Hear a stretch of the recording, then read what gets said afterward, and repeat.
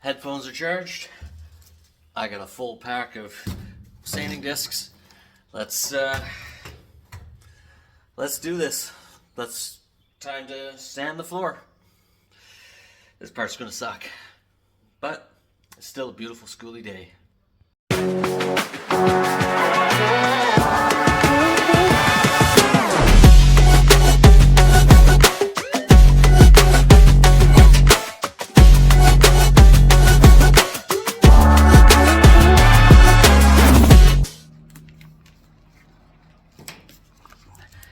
And just like that, in a few hours worth of work, I have a small little patch right here that is rust free. It'll be good, because like I'm almost done. Maybe.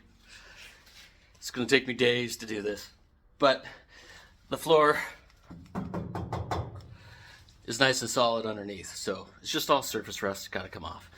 Once that goes on, then we'll paint it with the chassis saver, and this floor will be nice and solid. And I'll patch a few areas, such as that little hole right there.